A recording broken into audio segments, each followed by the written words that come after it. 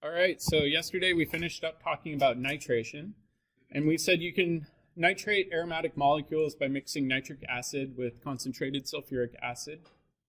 And the classic example of this was going from toluene to trinitrotoluene, or TNT. And in order to do that, you had to have an excess of your nitrating reagent. So in this case, it actually nitrated 3 different positions. All right. Now what we need to do is explore this mechanism in a bit more detail. So let's take a look at the full mechanism.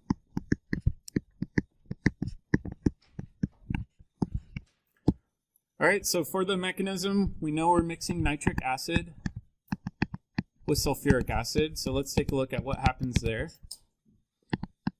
Nitric acid is kind of a unique reagent. It's a Zwitter ion. So one of the oxygens has a negative charge, the nitrogen's positively charged.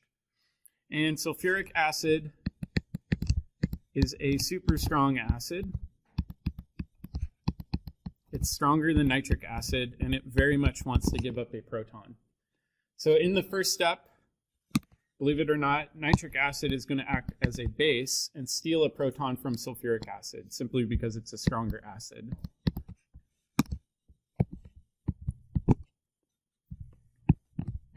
Oh, let me clean this up a bit.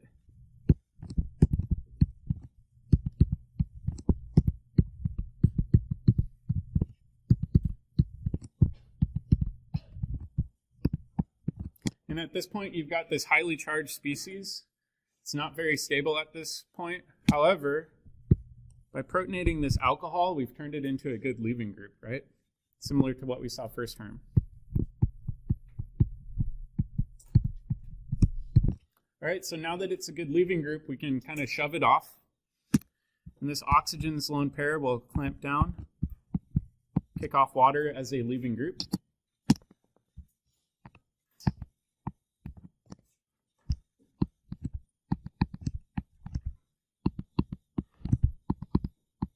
You end up forming a linear nitrosonium ion.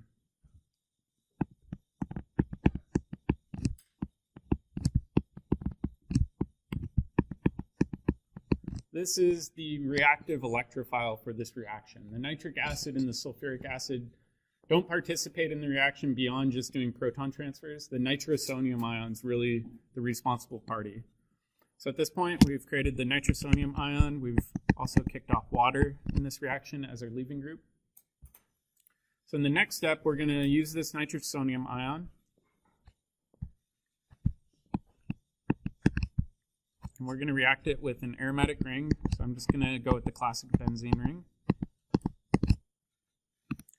And it's going to attack the nitrogen. It's going to attack the nitrogen in the nitrosonium ion.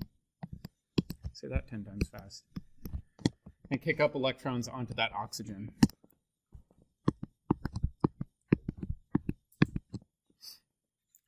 All right, so I'm going to show it this way. Let me change this a bit more.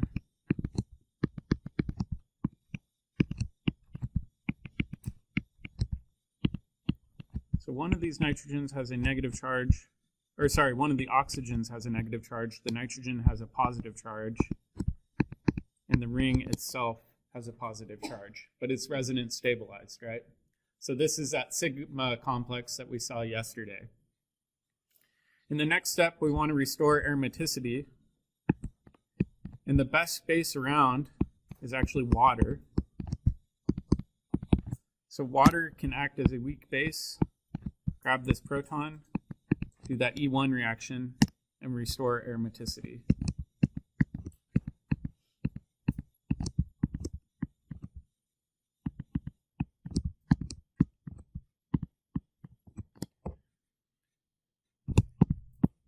And there you go. That's the full mechanism for the nitration reaction.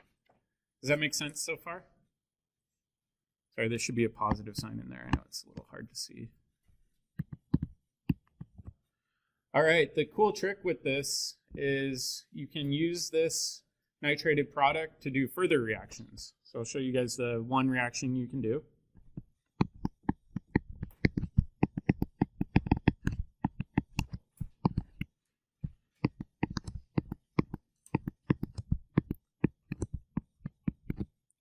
So you can go from nitrobenzene to this compound where it's an NH2.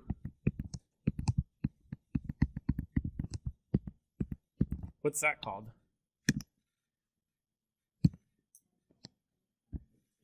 Aniline.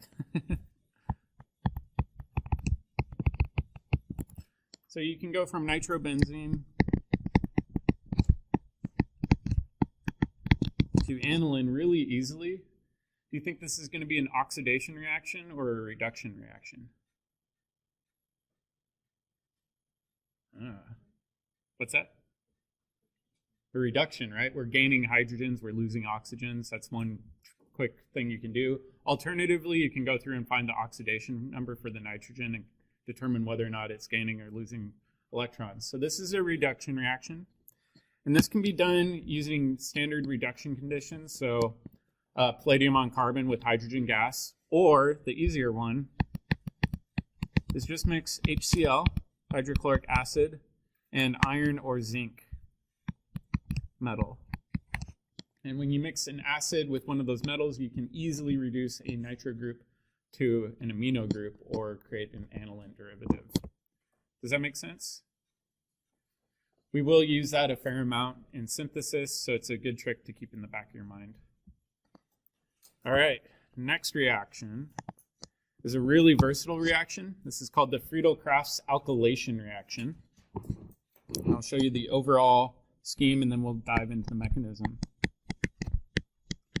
So overall, the idea with this reaction is we're going to go from an aromatic ring to an aromatic ring with an alkyl group. So I'm just going to use R as an alkyl group placeholder.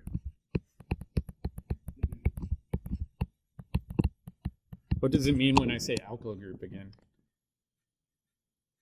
You guys remember? It just means some sort of alkane coming off, right? So it could be a methyl group, it could be an ethyl group, it could be a tert-butyl group, it could be any hydrocarbon coming off of there that's unfunctionalized, right? In order to do this, you need a special set of reagents. First of all, you need an alkyl halide. So it's going to be that R group that we're trying to add on with some sort of halogen, usually a chlorine, and aluminum trichloride. So the same reagent we saw for the chlorination. And let's do the mechanism again. The mechanism is fairly similar to the chlorination mechanism. So we're going to have our alkyl halide. Actually, I'm going to do an example one. Let's do tert-butyl chloride. And we'll do aluminum trichloride as our Lewis acid. And just like yesterday, what's the hybridization for the aluminum? sp2, so it's got that vacant p orbital sticking up and down. And we know the chlorine over here has lone pairs that can be donated into that p orbital. So it's going to form a Lewis acid-base adduct.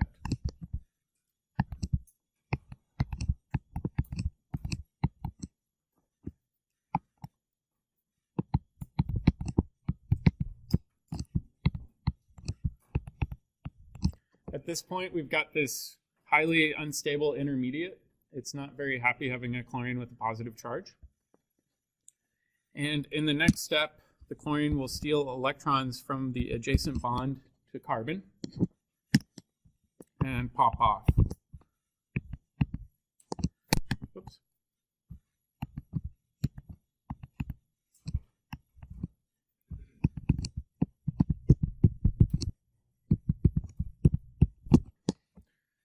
Why is this somewhat allowable? Does anybody know? Yeah, it's a tertiary carbocation. However, one thing that students forget with carbocations is we have to watch out for one specific thing. What might happen? Rearrangements, right? This is like any other carbocation. It can and will rearrange if it has the ability to, right? So let's make a note. Watch out for rearrangements.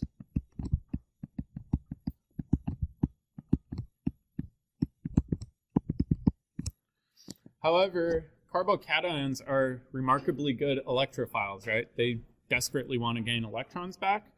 So if they're around an aromatic ring is a good enough nucleophile to attack it. So in the next step, our aromatic ring will attack the carbocation and will form our sigma complex.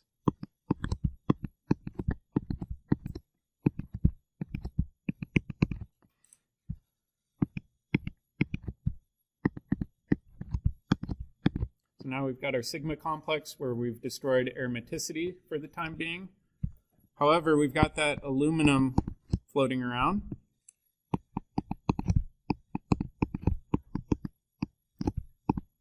And just like before, the chlorine can actually facilitate a proton transfer.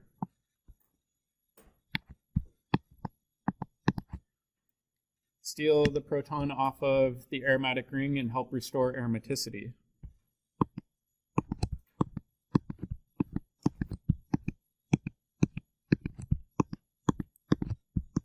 And we end up regenerating our reagent, which is important, right? Because if we're regenerating it, it means it's catalytic, right?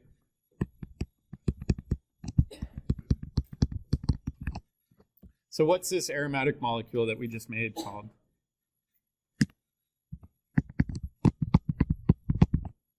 What's that? Not everybody all at once? Come on.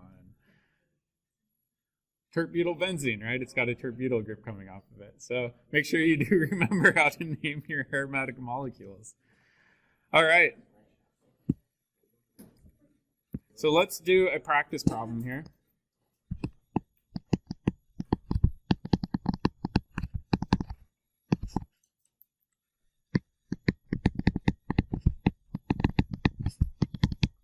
Determine the products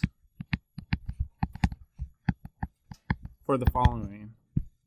So let's say I've got benzene.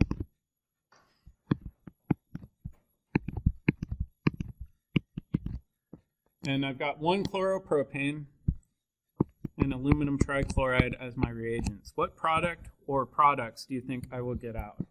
And check with your neighbor to see if you agree with them.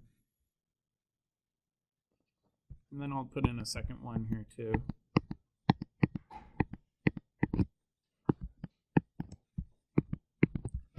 Do ethyl chloride and aluminum trichloride. Same thing, determine the product or products for it.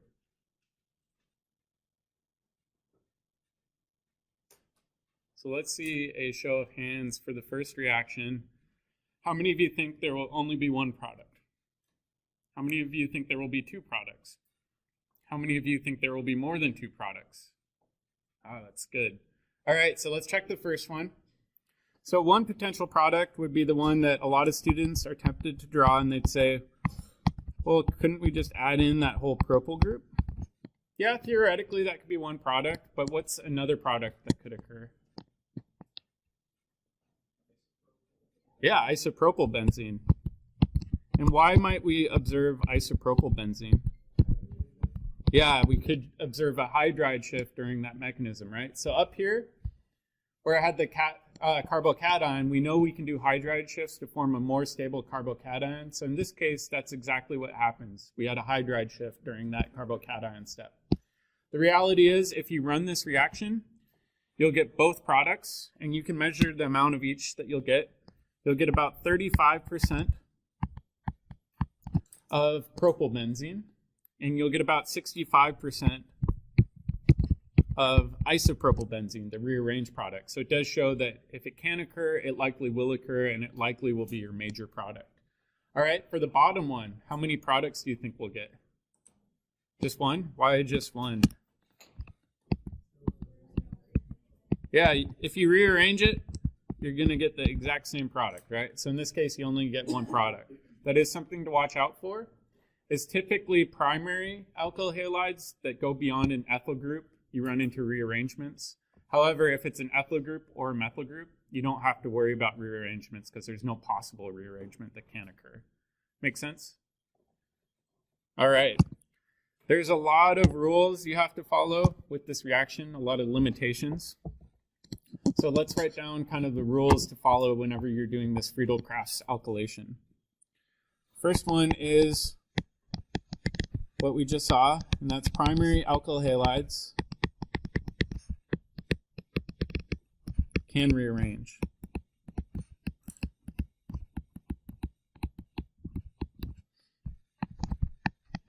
However, not ethyl or methyl. So we saw that with propyl. If we had a longer chain, it too would rearrange. Number 2 is this only works with primary alkyl halides that are sp3 hybridized.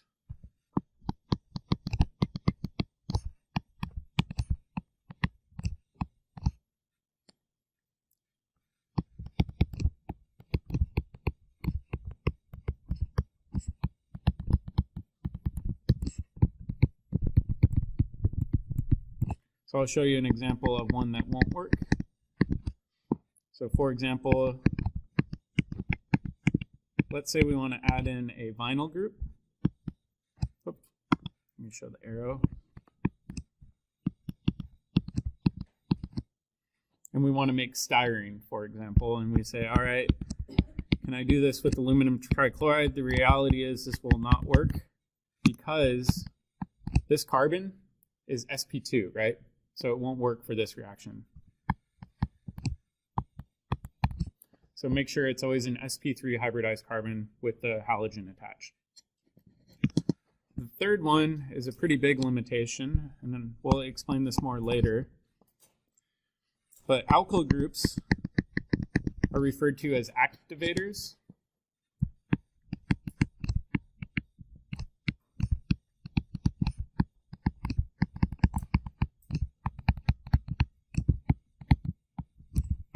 And this results in over-alkylation.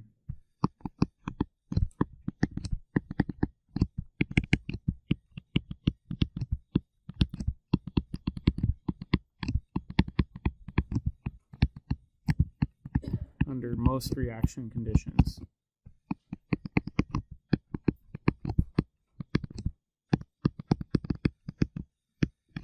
Let me clean this up. And I'll show you why that's the case. So let's say we've got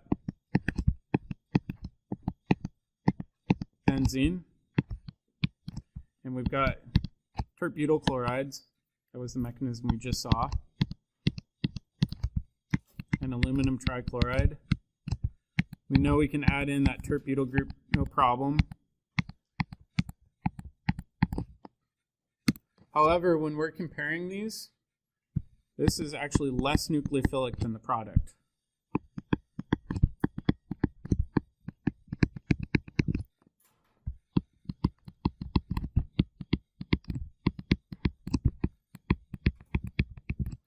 That means if you have any more of your reagents around, your product will actually react before your starting material will react. That's a pretty significant problem.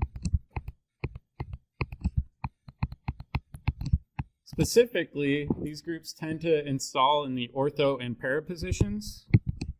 Which one do you think is more likely to have the next tert-butyl group installed in? Ortho or para?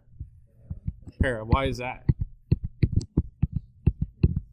Yeah, less interference. If we tried to install a tert-butyl group there, we'd have two tert-butyl groups next door to one another. There's just not a lot of room, so it's more likely to occur at the para position for this substitution pattern. So quite often when you run these, you can't stop at just one addition of an alkyl group. Quite often you get para substitution or ortho substitution. All right, the last one is also very important, and it's one that students forget all the time, especially with synthesis problems. So I'm going to drill it in this year. Strongly deactivated rings can't do this reaction.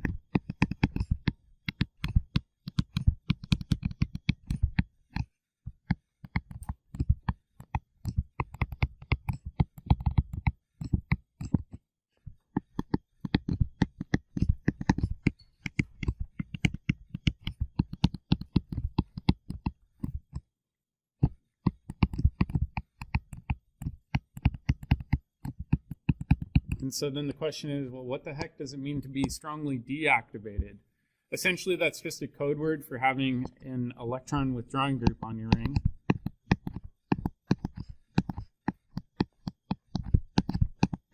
And why do you think this one might not work if it has an electron withdrawing group?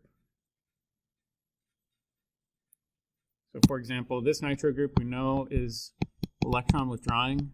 And why is it electron withdrawing? Kind of going backwards. You guys remember back to last term with the Birch reduction?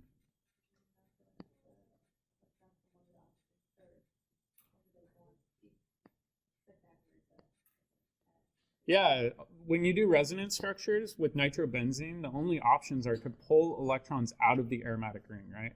That means it's, by definition, an electron withdrawing group. Because it's having electron density pulled out of the aromatic ring, that means that this is a crummy nucleophile. That's a scientific word.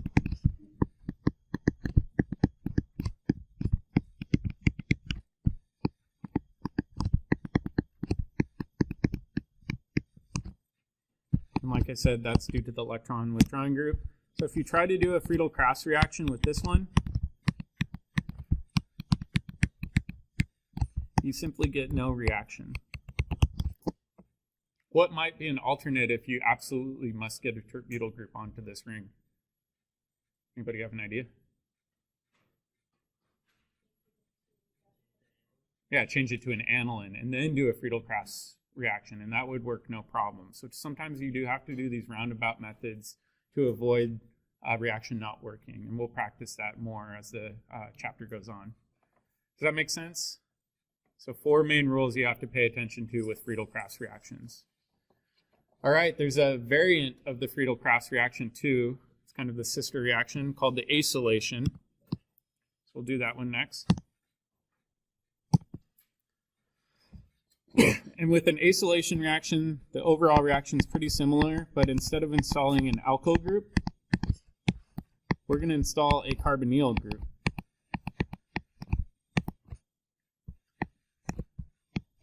Same catalyst, aluminum trichloride. And you can use this to make a ketone. Let's imagine that our group is a CH3.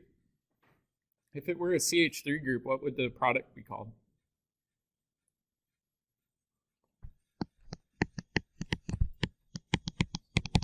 Yeah, acetophenone, right? So if that R group were a CH3 group, we'd be making acetophenone using this reaction. So let's look at the full mechanism. The mechanism is pretty similar to what we've been seeing. That's one reason I like this chapter is there's a lot of reactions, but the mechanisms are all really, really similar, so it's not that hard to remember. Okay, so in the first step, we've got our acid halide, and we've got aluminum trichloride floating around. That's our really good electrophile. You know it's got this vacant p orbital sticking up and down. We know the chlorine has lone pairs. A few times students have asked me, why does the chlorine donate its lone pairs instead of the oxygen? Does anybody know? So for example, why not the lone pairs on oxygen? Yeah, it would make the oxygen positive. We know oxygen doesn't like being positive because it's very electronegative. What's another reason? Yeah, exactly. Oxygen's more electronegative. It holds on to its electrons tightly. It doesn't want to donate them as freely. Where chlorine, yeah, it's electronegative, but it's a big molecule. It's got a giant electron cloud. It's going to be more likely to donate its electrons. Okay, so now we can make our Lewis acid-base adduct.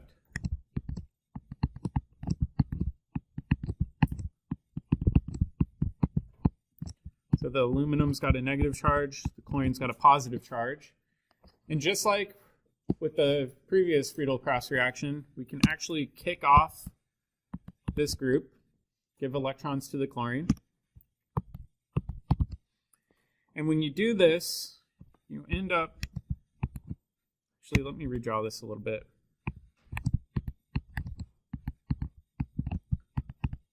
Forming this weird ion called an acylium ion.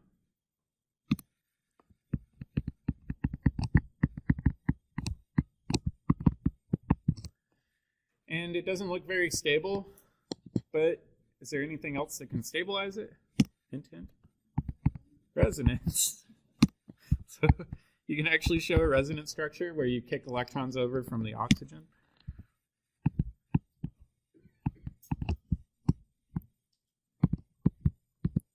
You have a carbon-oxygen triple bond where now the oxygen has a positive charge.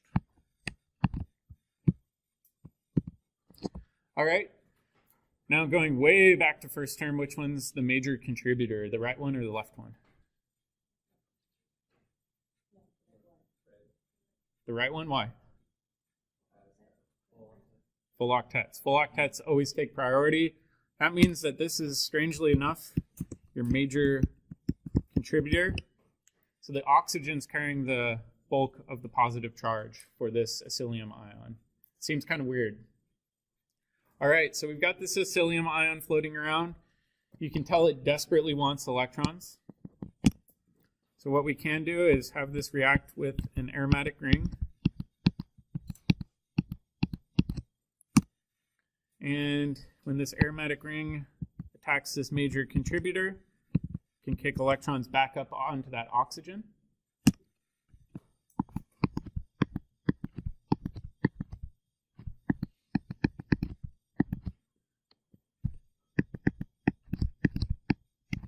Regenerate that normal looking carbonyl. And then just like in the previous reactions, you've got the aluminum complex floating around.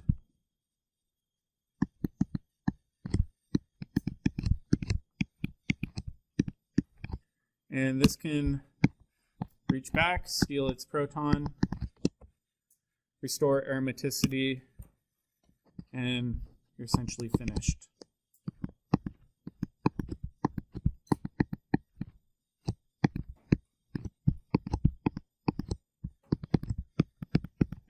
You regenerate your catalyst, and hydrochloric acid is your byproduct. Does that make sense? People will often try to get clever and have these super elaborate R groups hanging off the end. The reality is the R group is typically just some sort of carbon-containing compound. You typically don't want a lot of other functional groups because you may end up having side reactions occurring. So that R group could be an aromatic ring, it could just be a long hydrocarbon chain, doesn't matter, but try to avoid anything that's not a hydrocarbon. The nice thing with this reaction is we don't run into over acylation. Does anybody know why?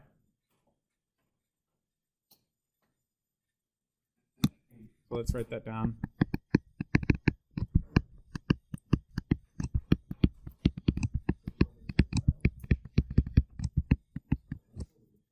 So this is not run into over acylation.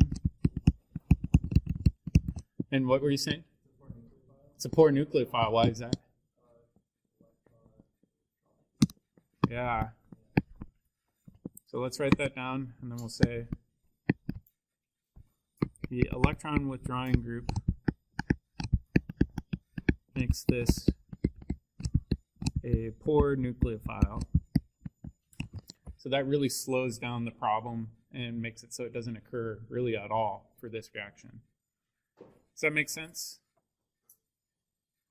All right. So I'll show you guys a clever trick that you can use that's kind of linking these two reactions together, and this is called the Clemmensen reduction. Students will often ask me, I need to memorize the name? I don't ever quiz you or put names on exams. However, I do use the names regularly, so it's good to be familiar with them. The Clemmensen reduction helps with one major problem. We'll go back to our old example, where with Friedel-Crafts Alkylation, we said if you've got one chloropropane and aluminum trichloride, you end up with two products.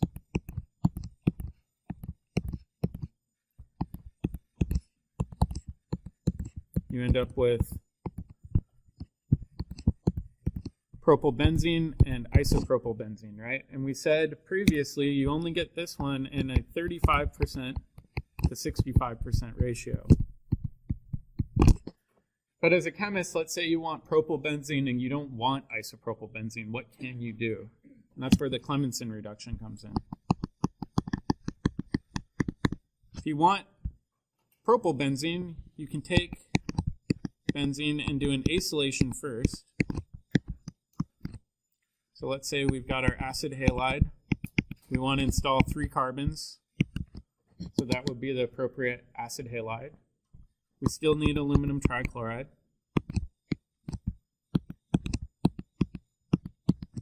And you can end up making a ketone. Right? We just saw that full mechanism. We didn't have to worry about rearrangements, right? Because we didn't have a typical carbocation. But now what we can do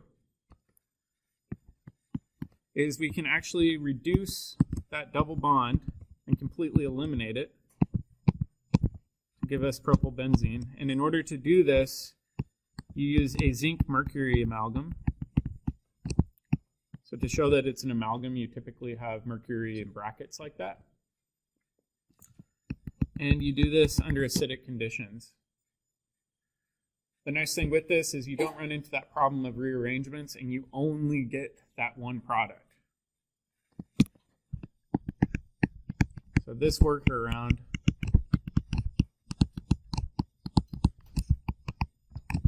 can be used to avoid rearrangements.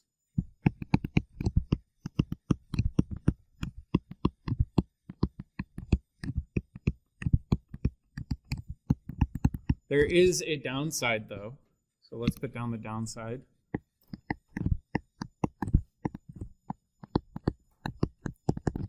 The downside has to do with this HCl. If you've got some sort of group that is sensitive to acids, you can't do this, right? Or else it will mess with those groups as well. So this can't be used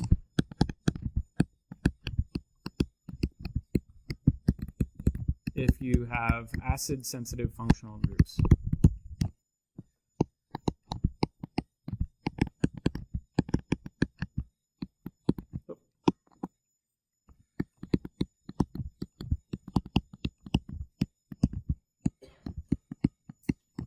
Does anybody know the obvious second downside?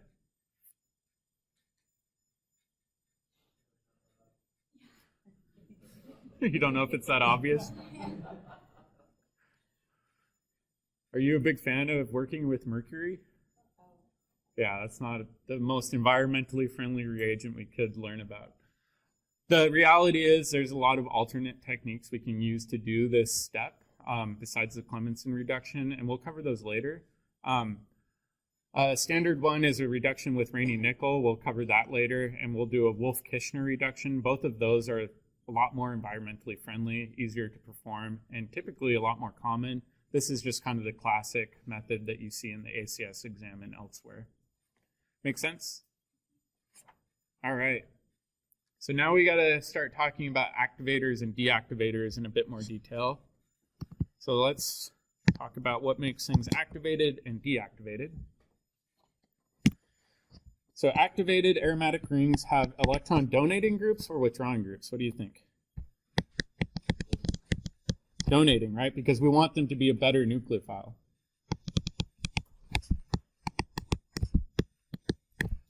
So activated aromatic rings have, whoa, sorry, that looks bad.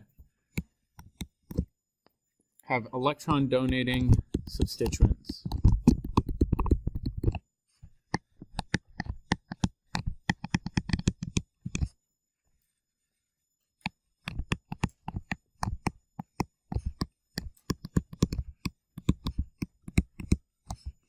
I normally just abbreviate these as EDGs for electron donating groups. It's a lot easier to write out.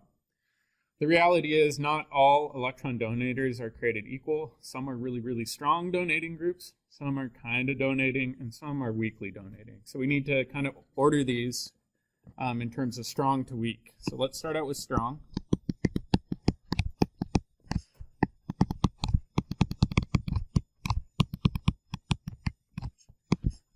So strong activators typically have an atom directly attached to the ring that has a lone pair. So an example here would be this compound. where we've got an alcohol group coming off. What would this be called? Phenol. And we know that it's electron donating because it's got lone pairs on that oxygen, right? And if we think about those lone pairs, we can imagine pushing those into the ring. So let's go ahead and draw the resonance structures for phenol.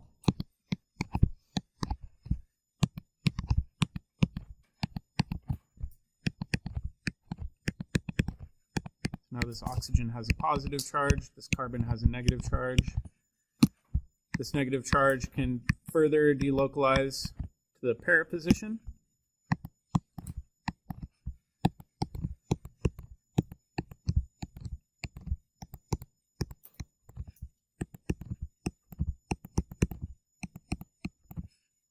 And we can further delocalize this all the way around to the other ortho position.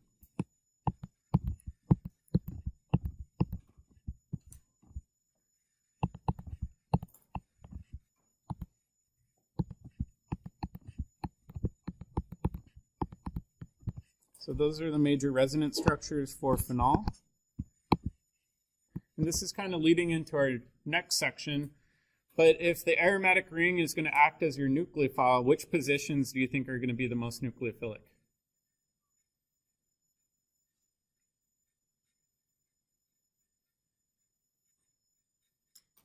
So if the aromatic ring carbons, right, are going to attack the electrophile, which carbons do you think are most likely to do the attacking?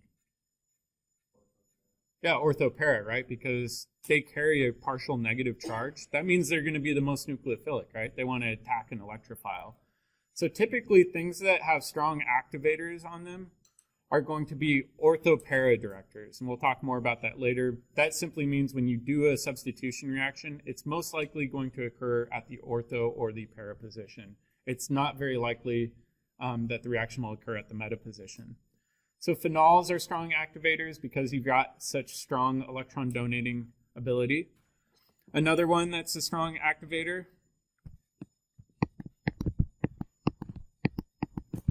would be aniline. I'm not going to go ahead and draw all of the resonance structures, but you can imagine you can take these, push them around, and so on, and get really similar resonance structures to what we saw with phenol. So anilines are pretty good. There's some other ones as well, but these are the two main ones that you'll typically run into in the organic textbook. The next ones are moderate activators. They're not as amped up as aniline or phenol.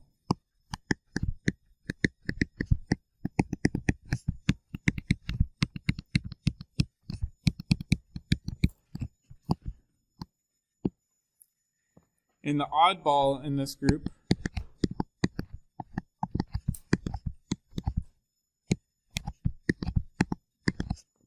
are the ethers, right? So aromatic ethers don't really fit the previous reactions that we saw. They can donate electron density in, but they're not super great electron donors. So these are actually moderate activators. The next one that we have, again, has a carbonyl group. And why do you think this might not be a very good electron donor? Does anybody have an idea? Competing resonance, right? If we think about this oxygen, for example, it could pull electron density away from the ring as well as into the ring. So it's got two competing resonance pathways, one where it's pushing it to the oxygen and one where it's pushing it into the ring. So competing resonance means it's not a very good activator. It's more moderate.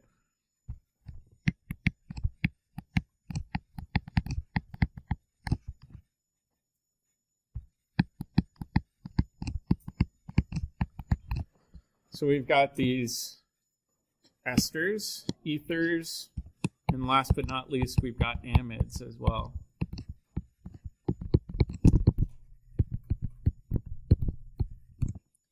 You've got an aromatic amide. Again, this lone pair on the nitrogen can pull electron density away from the ring rather than just giving it into the ring. So it's got competing resonance pathways. These are considered moderate activators. And then the last one we're going to cover are the weak activators.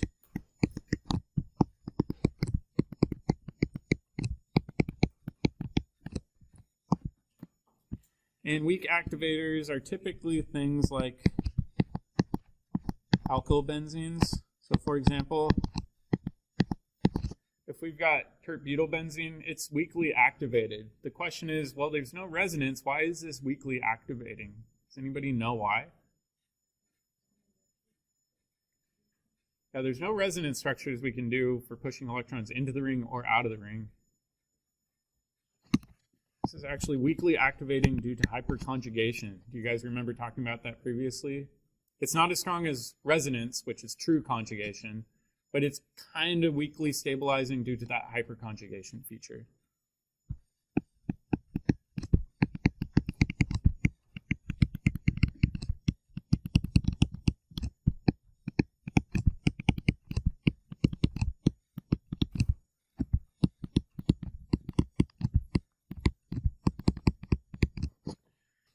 So when we look at these, let's go back up to our strong activators.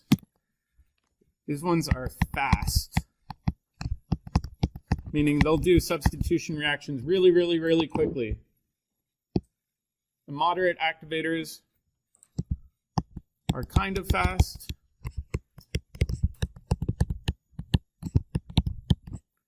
And then down here we've got moderately fast.